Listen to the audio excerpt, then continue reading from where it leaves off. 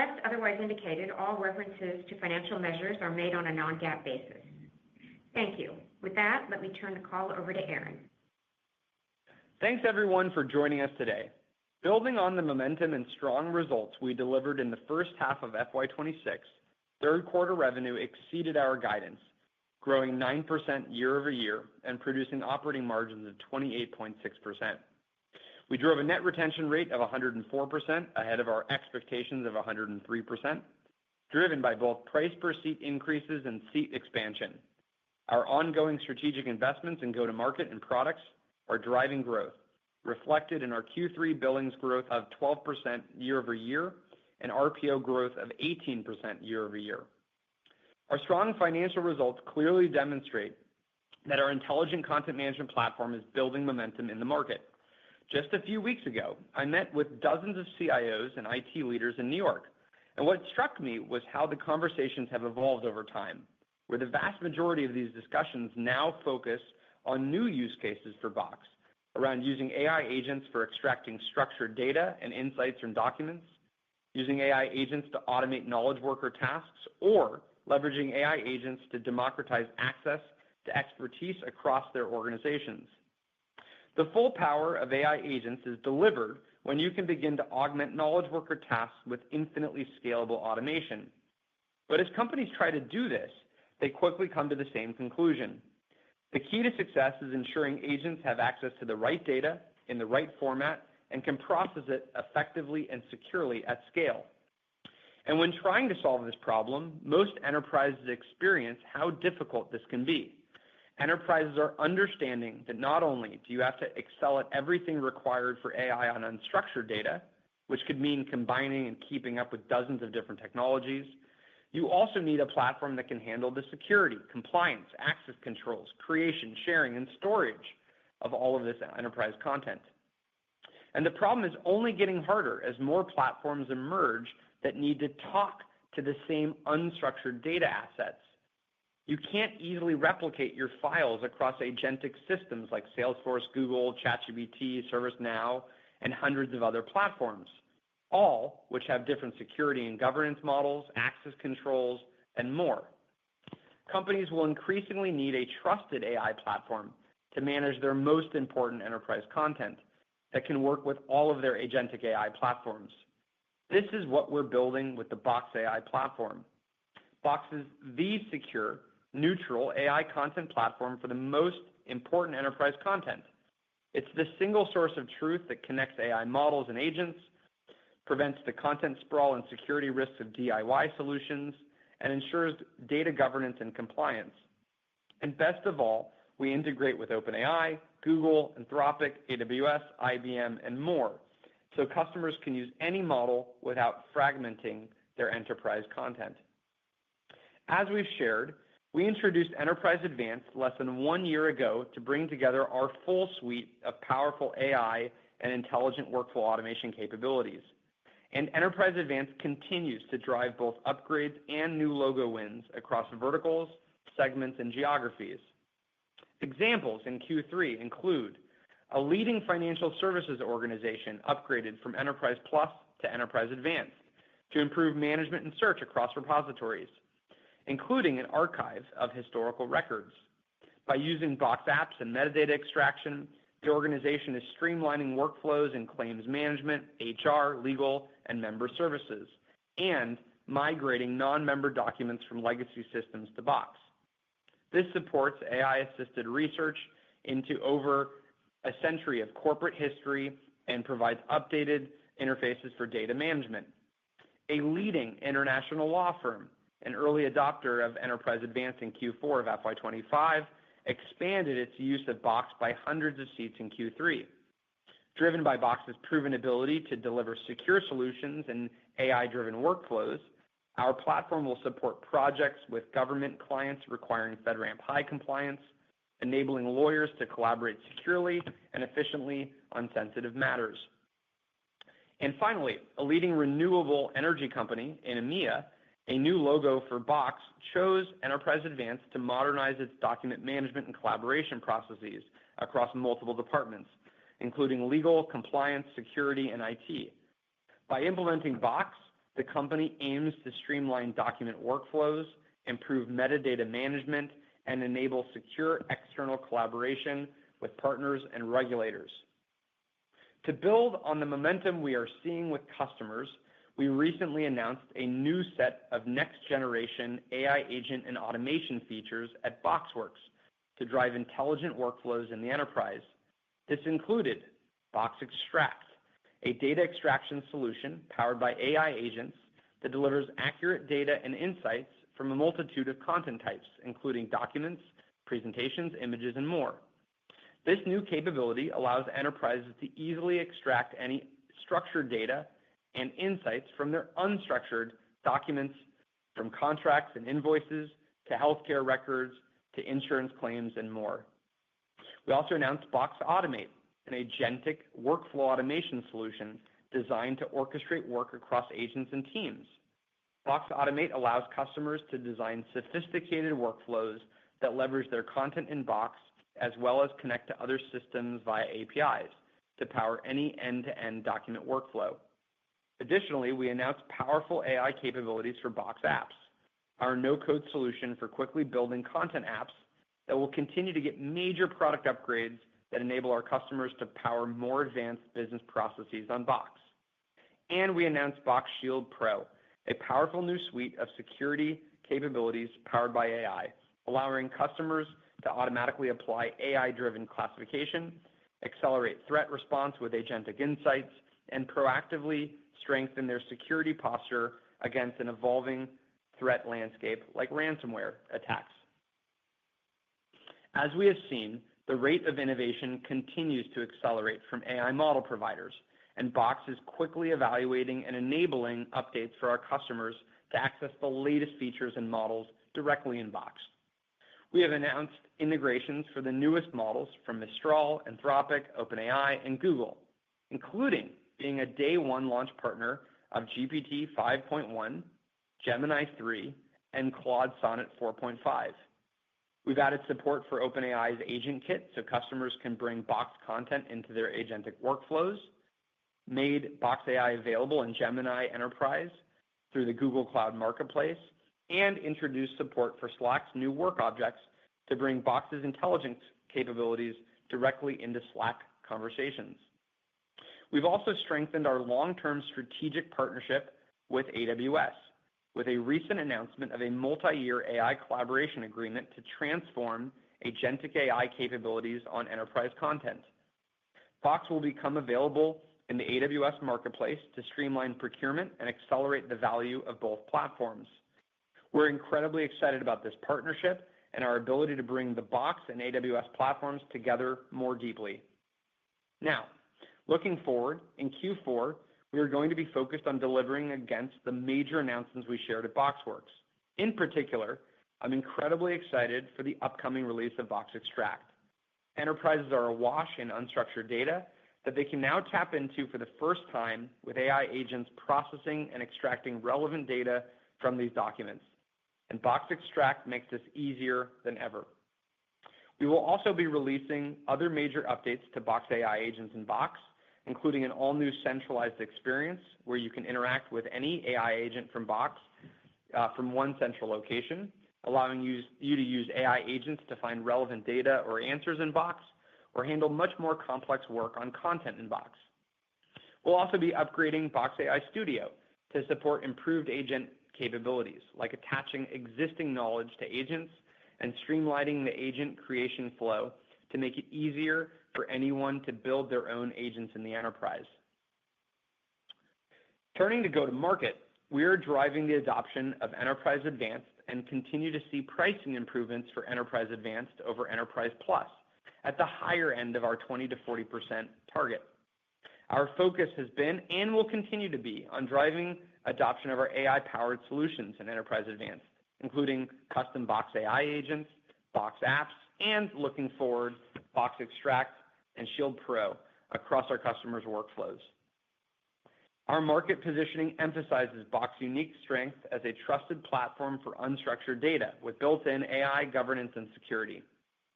We're continuing to double down on our Enterprise Advanced sales motion and driving more emphasis across key verticals like financial services, life sciences, government, professional services, and more. Our partner-led business is a critical part of our strategy as we power more advanced verticalized solutions for customers. We saw continued momentum with partners, delivering double-digit revenue growth in partner-led wins in Q3. These wins include a leading global automotive company who upgraded from Enterprise Plus to Enterprise Advanced to centralize its expanding design ecosystem and replace over 75 fragmented content repositories. A leading housing administrator in EMEA partnered with Deloitte and Box to modernize its digital housing platform and tenant communications. Box powers the solution for managing documents and inquiries from housing applicants, tenants, and affiliated organizations, improving efficiency and collaboration. We also launched a new partnership with Tata Consultancy Services, one of the world's largest systems integrators, to deliver AI-powered content management solutions to accelerate digital transformation. By combining Box's intelligent content management platform with TCS's global scale and industry depth, we expanded our reach across key industries, from financial services and healthcare to manufacturing, retail, and the public sector. Before I turn it over to Dylan, let me update you on how we're expanding an AI-first approach at Box, using Box AI as customer zero. As I shared before, we are focused on Box becoming the leading AI-first company, and we want to use AI agents to augment our productivity, increase our capacity, and better serve customers. For instance, in go-to-market, we have purpose-built Box AI agents that streamline each step in a sales or customer success process. We have a research agent that analyzes a prospect's goals and challenges and maps them to Box capabilities. A discovery agent recommends the best use cases for a customer type using win-loss signals from past deals. Coaching agents give reps tips after every customer interaction, and more. In customer success, a feature adoption agent suggests use cases, target personas, and enablement materials to boost adoption. All of these agents free up our sales and support teams to serve more customers and with greater personalization. And this is just in go-to-market. Across Box, we are doing the same in our HR and recruiting workflows, IT organization, legal and compliance, and product management and engineering. And outside of Box AI, for instance, in engineering, we're leveraging Cursor to accelerate our product development velocity, and we're expanding AI-assisted coding across the code base to ship features faster. AI is the biggest shift in work that we have ever seen in our lifetimes. Boxes are embracing the opportunity to demonstrate to our customers how they can transform how they work with content and AI. And we are seeing customers discover new use cases that tap into the value of their unstructured data, made possible with our intelligent content management platform. With that, I'll hand it over to Dylan. Thanks, Aaron. Good afternoon, everyone. In Q3, we delivered another strong quarter with revenue, billings, and operating margin all exceeding our guidance. This outperformance was the result of continued execution against our FY26 priorities, investing in key go-to-market initiatives and enhancing the AI capabilities of our intelligent content management platform, generating efficiencies across the business, and executing on our disciplined capital allocation strategy. We delivered Q3 revenue of $301 million above the high end of our guidance. This represents 9% year-over-year growth, with sequential acceleration to 8% year-over-year growth in constant currency. We now have more than 2,000 customers paying us at least $100,000 annually, up 7% year-over-year. Suites customers now account for 64% of our revenue, an increase from 59% a year ago. We ended Q3 with remaining performance obligations, or RPO, of $1.5 billion, growing 18% year-over-year and up 19% in constant currency. Short-term RPO grew 14%, both as reported and in constant currency. This growth is being fueled by strong customer demand for Box AI, resulting in a pronounced upgrade cycle and longer contract durations. We expect to recognize roughly 55% of our RPO over the next 12 months. Q3 billings of $296 million were up 12% year over year, both as reported and in constant currency, driven primarily by strong bookings in the quarter. Billings growth exceeded our guidance of approximately 10% and includes an FX headwind of approximately 220 basis points versus our prior expectations. We ended Q3 with a net retention rate of 104%, up from 103% in Q2 and 102% in the year-ago period. This trend is being driven by strong Box AI and Enterprise Advanced momentum, resulting in accelerating bookings and lower dollar churn. We continue to see improvements in both seat price and seat expansion. We now expect to exit FY26 with a net retention rate of 104%, 1 point higher than our previous expectations.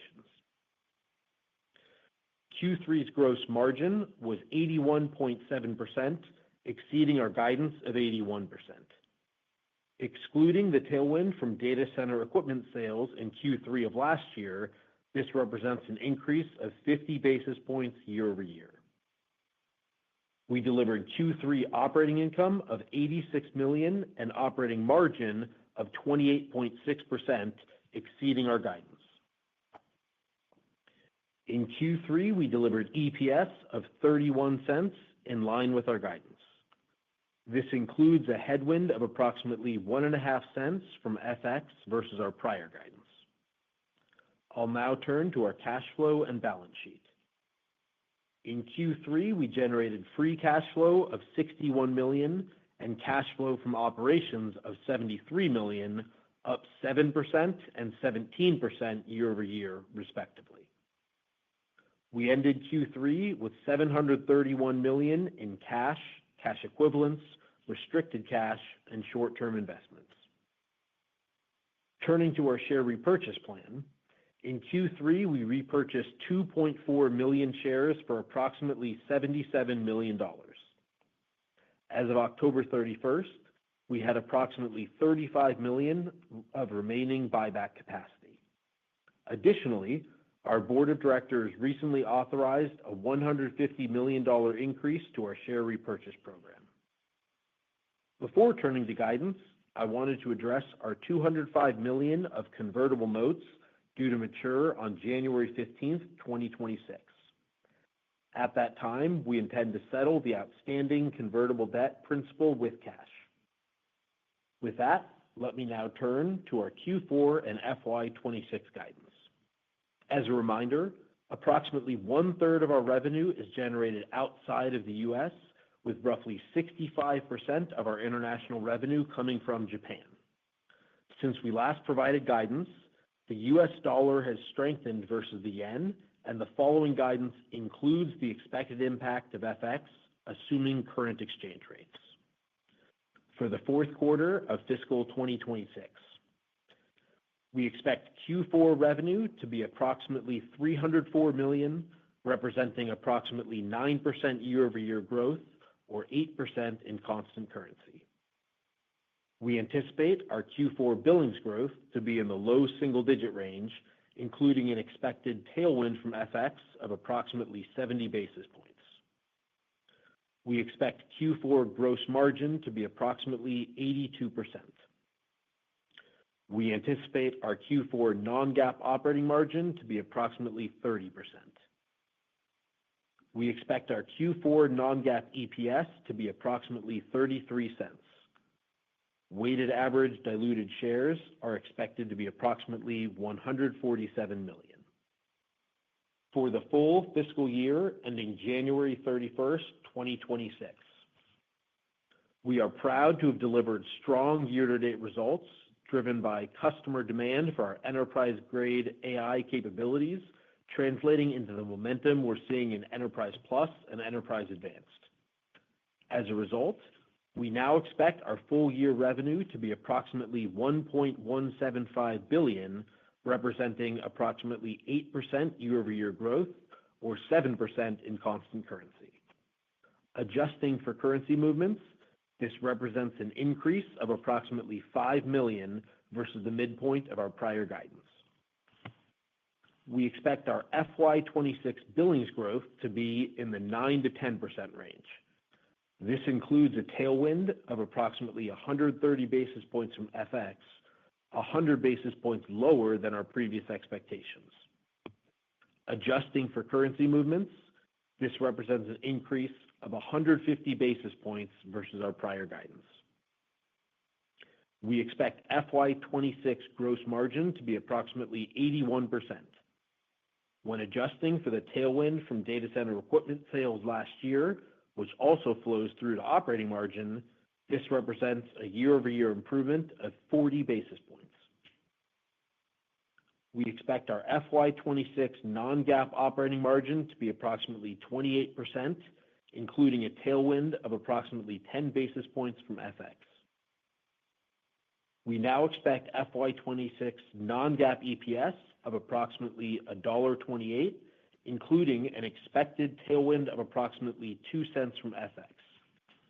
This represents an increase of 1 cent versus the midpoint of our prior expectations and an increase of 3 cents normalizing for currency movements since our previous guidance. Weighted average diluted shares are expected to be approximately 149 million. We are proud of the strong results we delivered in Q3, with demand for Box AI and adoption of Enterprise Advanced driving an acceleration in top-line metrics. With our ongoing strategic investments in go-to-market initiatives and our intelligent content management platform delivering strong returns, we are well-positioned to capitalize on the opportunity ahead while delivering significant long-term shareholder value. With that, Aaron and I will be happy to take your questions. Operator? Thank you. And we will now begin the question and answer session. If you have dialed in and would like to ask a question, please press star 1 on your telephone keypad to raise your hand and join the queue. If you would like to withdraw your question, simply press star 1 a second time. If you're called upon to ask your question and are listening via speakerphone on your device, please pick up your handset and ensure that your phone is not on mute when asking your question. Again, it is star 1 if you would like to join the queue. And our first question comes from the line of Matt Bullock with Bank of America. Your line is open. Great. Thanks for the question here. I wanted to ask kind of a high-level question, kind of turning back the clock to the March Analyst Day, where you outlined, several growth levers that you would be able to use to get to that 10 to 15% growth target over the long term. I guess, since March, could you comment directionally on how you're feeling about each of those growth levers as contributors? Are we ahead of schedule, kind of in line? How should we think about that? Yeah. So if you look back at a lot of those growth levers, would say that, certainly, all of those are tracking quite well. And the adoption, just the timing of when we started to see the impact of Enterprise Advanced and some of our newer AI capabilities is exceeding our expectations. And so, that shows up in a lot of the trends around pricing as well as an improvement in the net seat growth. So that's kind of the upsells and seat expansion dynamic. The new customer acquisition has certainly been tracking well, especially given some of the green shoots we're seeing in EMEA, and we hope to supercharge that with a lot of the partner and SI investments and relationships that we're building. And then finally, and related to Enterprise Advanced as well, that platform expansion, especially in the form of AI units, is tracking nicely as well. Yep. Got it. So all three, certainly, yeah. One quick follow-up, if I could. Oh. Sorry, go ahead. Awesome. Yeah, appreciate it.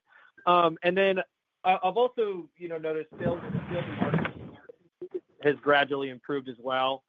Maybe if you could help unpack the drivers of that sales and marketing efficiency and help us think about general sales force productivity, maybe your hiring intentions for this year and next year, whether or not that's in line and tracking, or if those improvements in productivity are kind of making you more willing to hire on the go-to-market front. Yes, we kind of laid out that this was a year where we wanted to be investing incrementally more in sales capacity, some of our vertical efforts, going deeper with system integrators and our partner ecosystem. So we shared that at Financial Analyst Day and obviously, throughout this year, various updates.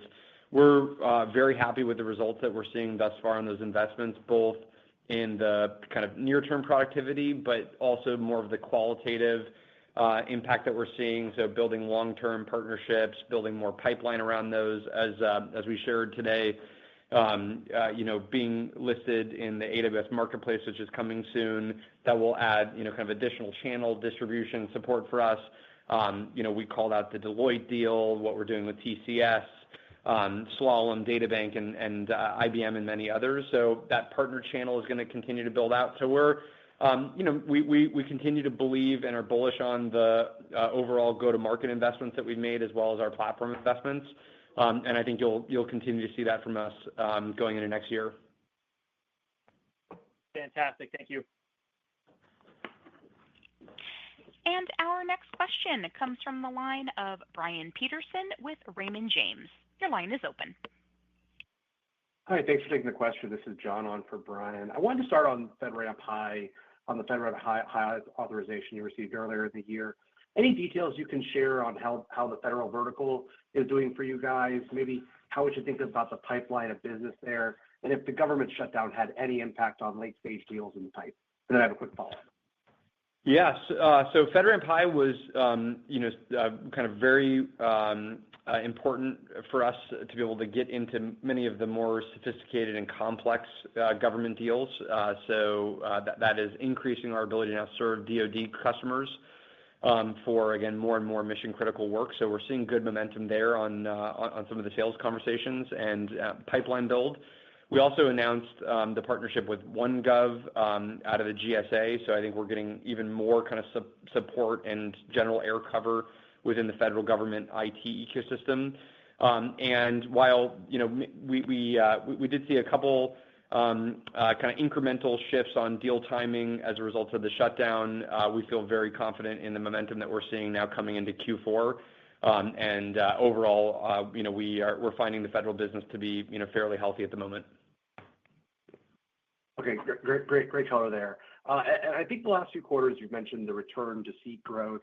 Want to dig in there a bit more? Is that being driven somewhat by the macro recovery? Is that fair to say that it's being driven somewhat by the macro recovery, but just more by AI-enabled workflows expanding seats? And then while I realize you're not guiding to it for next year, how should we think about the seat dynamics as we head into next year? Thanks. Yeah, so I would say, certainly there's a macroeconomic backdrop element to our business, but it doesn't seem as though, kind of that has been changing a whole lot over the last couple of quarters.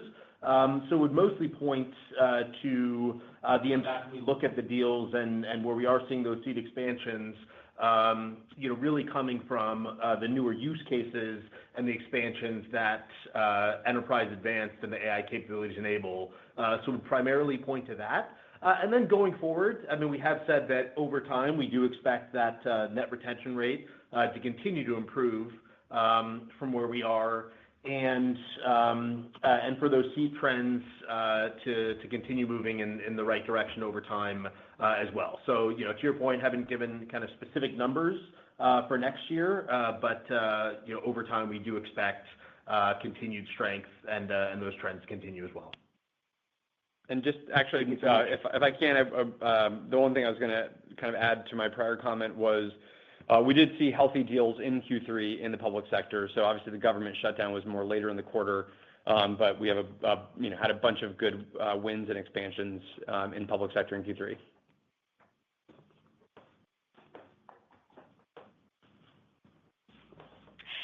As a reminder, it is star one if you would like to ask a question. And our next question comes from the line of Josh Baer with Morgan Stanley. Your line is open. Great. Thanks for the question. Aaron, I was just wondering, I mean, Box and you've been very forward-thinking and strategic, innovative with all things AI and agents. What does that do for the broader core content management opportunity? Just from a competitive perspective, thinking about incumbents, legacy vendors, does it serve as a catalyst with all the market focused on AI and innovation to see some of the differences in how you've approached those changes versus legacy vendors? Yeah, so I think it's interesting. So there's maybe two dynamics at play, and as I mentioned in some of the conversations in New York a few weeks back, you can imagine it's sort of most of the major banks and private equity kind of firms that we spend time with in the city. And what's happening is you have sort of two dynamics playing out. One is there's just an instant obvious recognition of, okay, if we could finally structure our unstructured data, which is take equity research, take credit data, loan origination documents, any of that information where today you're doing a lot of manual reviews of that information. Now agents can go and extract that data from the documents, put it into the Box metadata system so you can query it, you can run analytics on it, you can import it into a Snowflake or a Salesforce data cloud so you can manipulate it like structured data, but again, the source material is all this unstructured content. All of our conversations were around being able to tap into this vast array of unstructured data. So the first thing that's going to happen is the content management market in general is going to grow as a result of now all of these new use cases that companies can do for the first time.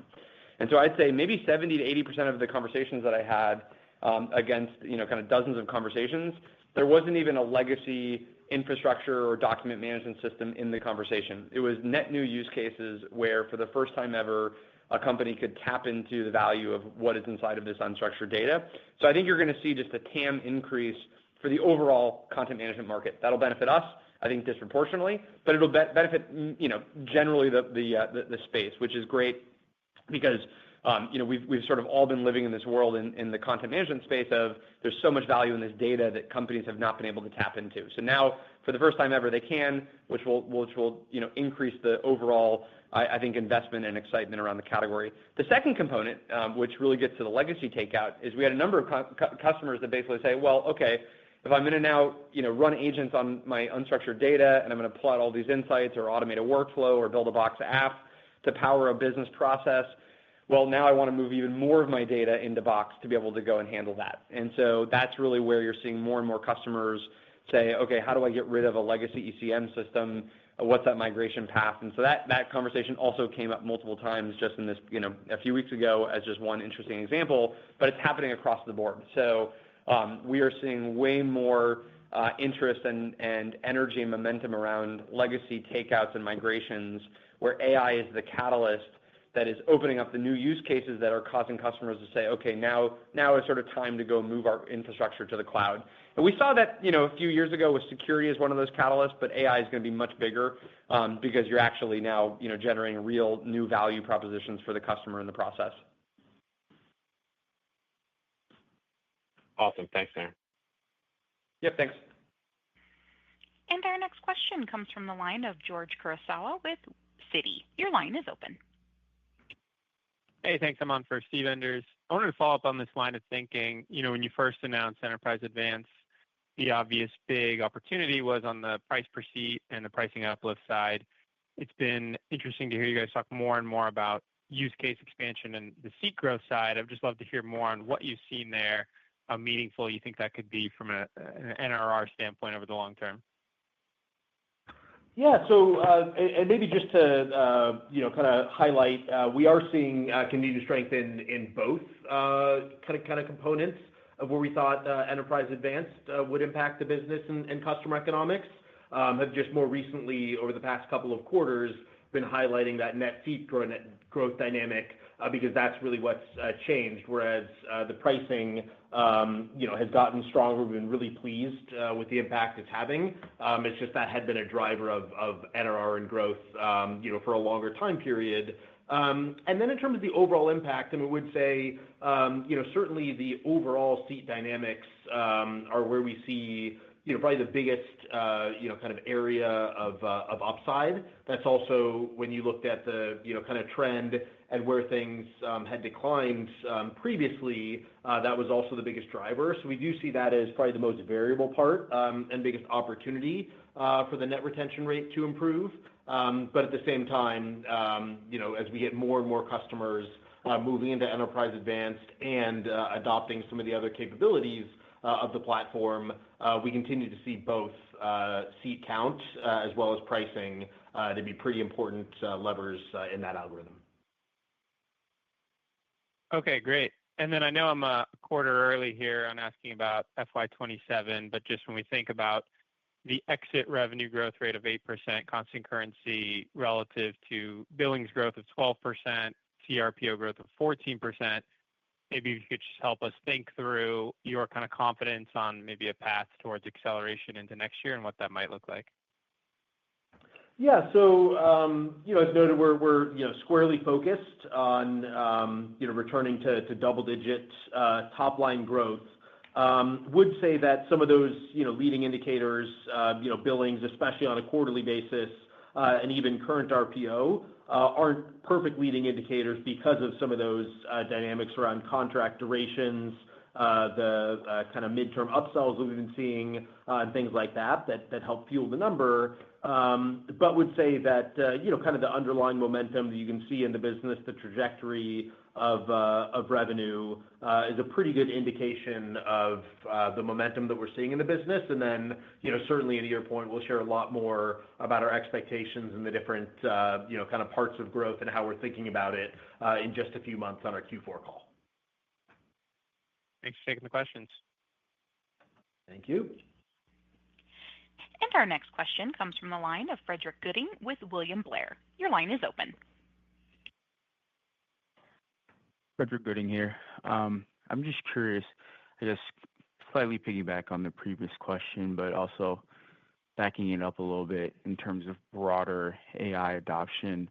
I guess, are we nearing an inflection point in terms of enterprises overcoming some of those barriers of AI adoption? And it would be great to also get some slight additional color in terms of some of the specific capabilities within the Box platform where you're seeing some of these use cases really being unlocked. Yeah. I think we've always been in I think the sweet spot of AI, which is we've embedded the more kind of productivity oriented, helping you with your daily knowledge work just into all of our plans. So instantly customers get this added value proposition just by virtue of using Box. But the capabilities that we really monetize are showing up in Enterprise Advanced, and those are going after very, very pragmatic workflow use cases. Again, often oriented around data extraction being the kind of core of what the customer is trying to do, or at least that's the ingredient into the workflow that they're trying to automate. And so we're seeing conversations across the board. I'll start with the kind of most obvious ones, and then we can kind of expand. But the super obvious ones, our customers are saying, "Hey, I have 10,000 or 50,000 or 100,000 contracts or millions of contracts in some large enterprise cases. I want to be able to extract the data from those contracts and then be able to automate workflows around them." Or think about the same use case for an invoice or a lease agreement or a loan origination process. So that's kind of that type of conversation is causing a lot of the Enterprise Advanced upgrades to happen right now, because to get access to Box apps where you would build and construct the data views and the dashboards and the applications around that, you need access to Enterprise Advanced. And then with Box Extract coming live in Q4, that's only going to further accelerate the adoption of Enterprise Advanced, because now customers have an interface as opposed to just doing the data extraction with our agentic APIs. They'll be able to do now that directly built into the Box interface. So that's the sort of the initial tailwind. But what's really cool is we're starting to see use cases that customers have, and this is what makes us, again, so bullish about the overall category, where the customer was likely not in a data extraction addressable market previously, but where agents being able to now read documents and process them and provide insights in them or extract information is sort of expanding the use case of workflow automation around documents. So these are things like where customers might have healthcare records or medical billing claim data where they were manually processing this data previously, and they've never been able to really bring sort of any form of AI automation to the workflow before, where that is now those kinds of workflows are being automated on the platform, which just for us increases the addressable market of now what we can bring automation to. So we're seeing a lot of these types of use cases emerge. And there's not really the kind of typical maybe headwinds you'd see, which is, okay, you have an AI adoption council or governance committees, because this is squarely, kind of workflow automation where agents are just enabling the workflow to get automated.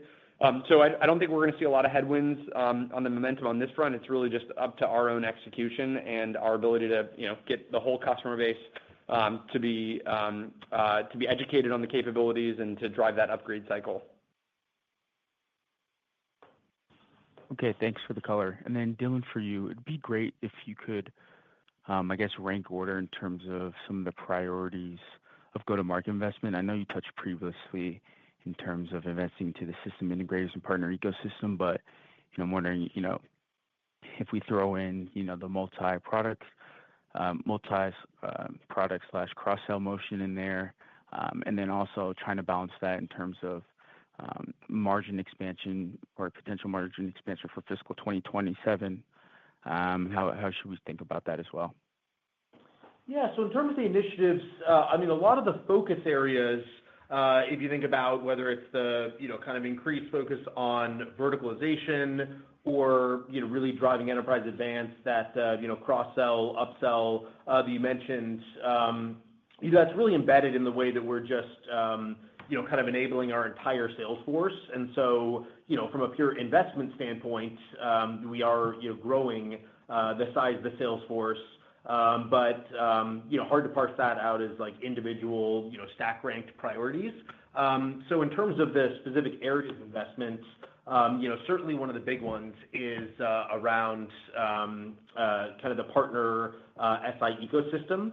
And then another big area, in addition to just, kind of a lot of the reps we have, is really that verticalization of the sales force. So bringing in that industry-specific expertise, which we already have in a lot of cases, but really doubling down there, especially given the types of use cases that Enterprise Advanced enables, are a couple of big investment areas on the sales side. And then really continuing to scale a lot of the high ROI marketing programs that we've been delivering as well, and really pleased with the results there. And so that'll be another area of investment. And then as it relates to, kind of the big picture, view of the business, again, we'll certainly give more specifics, on our Q4 call. We talk about specific numbers for next year, but would say overall, we've been very pleased with the results of the go-to-market investments that we've been making this year. As Aaron's been talking about, we're in the midst of a massive AI transformation. And if we continue to see the strong ROI of those investments, we plan to invest to really capitalize on that opportunity, and to deliver, another year of moderate operating margin expansion. So, certainly remain committed to the long-term target model that we laid out at Analyst Day, but would say that, given the opportunity in front of us and what we're seeing in the business, very much focused on continuing those go-to-market investments.